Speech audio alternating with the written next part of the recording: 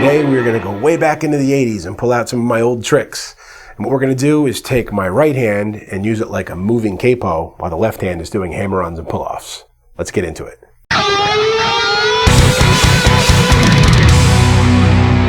So in this example, we're playing in the key of B minor, and I'm going to post a PDF of the tabs below, as well as have an image of it scrolling across while we talk about the lesson here. And the riff starts with the 15th fret on the E string, just my left hand pulling off to the 12th fret on the E string, so it's a G to a D. And then I'm going to just move my right hand around, starting with a D, so it's just a simple, much like you would do if you were playing like the old Eddie Van Halen type.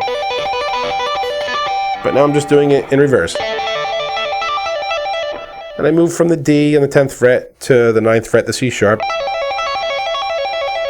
to the 7th fret, to the B, to the A, 5th fret,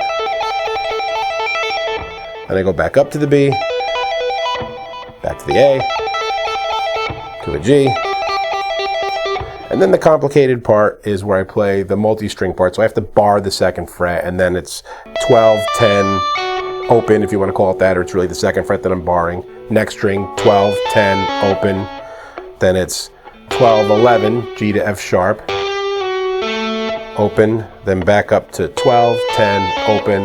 And for the downbeat of the last measure, I just hammer to the B, and that completes the riff there. And with that multi-barred stuff, you can see it gets a little bit noisy. You have to be careful and take some practice with it so you can kind of mute things out. But when you're playing quick through the song there, you can get away with a little bit of noise. The other thing that happens when you're playing these kind of riffs where you're moving, it can be very easy to get out of time.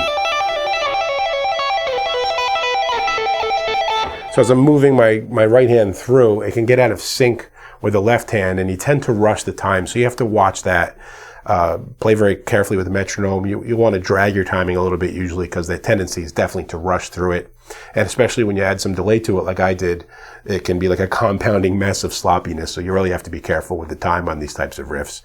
But there are all kinds of applications for this whole reverse-handedness thing. You can be playing like dyads with your left hand. So I've got like say an A and a D here, and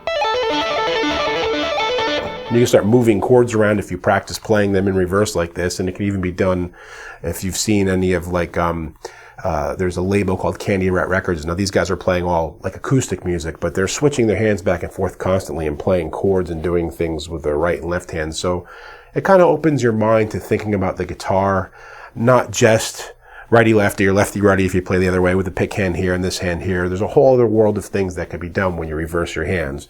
But this like old 80s trick that we dug into here with the moving capo is the very beginning of working on that and thinking in that expounded kind of way. So I hope you get some use out of this, guys, and find your own ways to use it. If you do and you come up with something cool, please show me a link, man. I always love to see your music. And until next time, keep making great music.